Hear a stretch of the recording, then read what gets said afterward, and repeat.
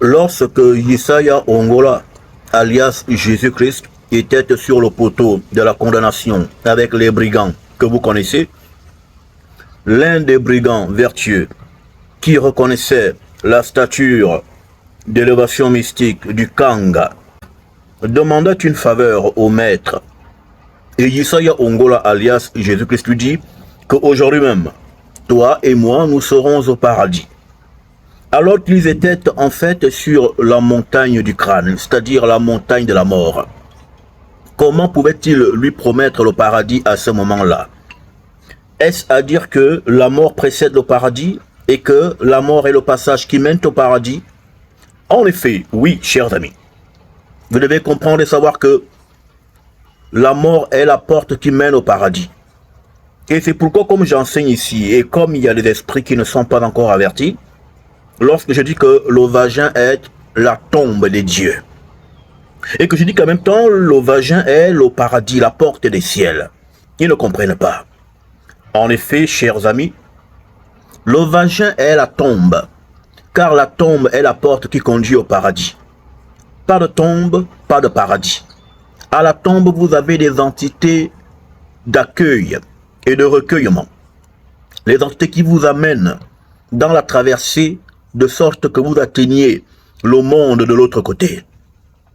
En fait, la tombe est l'église, le lieu où l'on rentre en contact avec Dieu par le manifeste des entités, car Dieu s'atteint par le truchement de l'ancestralité, par le truchement de la généalogie.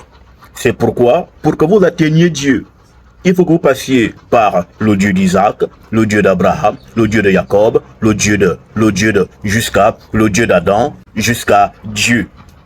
Car on monte à Dieu de façon échelonnée. Il faudrait que lorsque vous allez à Dieu, que les entités que vous rencontrez en cours de route reconnaissent qui vous êtes de par votre lignage et de par votre ascensionnement. Lorsque vous mourrez, vous vous défaisez du vêtement de la bassesse qu'on appelle le corps. Et vous vous revêtez de l'invisibilité. Autrement dit, vous vous revêtez des corps glorieux. Des corps justement habilités à aller dans les dimensions de l'équilibre et de l'éternité. En effet, vous devez le comprendre, la mort est le moment où vous vous rhabillez d'invisibilité et au travers duquel vous montez dans les fréquences mystiques dans lesquelles vous étiez avant votre manifestation. Lorsque vous naissez, messieurs, mesdames, vous tombez de l'invisible vers le visible. Vous êtes en fait des entités déchues lorsque vous naissez. C'est pourquoi à la naissance, vous naissez le front tourné vers le sol, le front tourné vers la nuit, le front tourné vers la merde. Et c'est seulement après que votre tête soit sortie que les sages-femmes, les infirmières, retournent votre tête vers le haut. Le principe de naissance renferme en lui de grandes connaissances. La naissance matérielle est une chute, c'est une déchéance. Vous tombez de la divinité vers la matérialité. Et quand vous devez repartir vers la divinité, vous devez repasser par le même principe vaginal qu'on appelle la sépulture. Et quand donc on vous enterre, c'est comme si on vous renfilait, on vous refoutait dans les tréfonds du con de votre propre maman. C'est pourquoi Job disait, nu je suis venu, donc nu est-il né, et nu je repars. Question. Était-il déjà mort pour partir de nouveau, car repartir veut dire partir de nouveau. C'est parce qu'en fait, il n'y a qu'une seule porte entre cette dimension que nous expérimentons et la dimension divine. C'est le vagin, c'est la porte des dieux.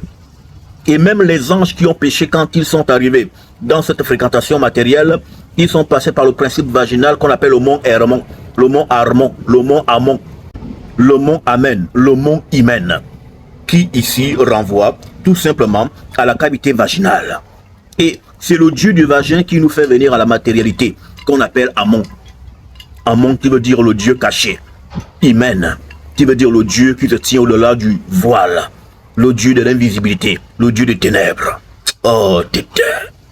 La haute connaissance ancestrale. Donc, si vous voulez rencontrer Dieu, race primordiale de Tario, rendez-vous sur les autels du Seigneur, que sont les sépultures de vos ancêtres.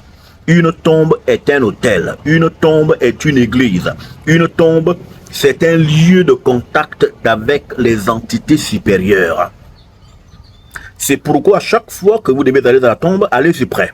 N'allez jamais voir vos parents qui sont dans les tombes bras ballants. Allez-y toujours avec des offrandes. Parce qu'ils vous ouvrent les portes des fréquentations mystiques les plus évoluées. Que Tario, dans sa toute divine puissance, reçoivent encore aujourd'hui toute la glorification d'un Ganga illuminé. Amen.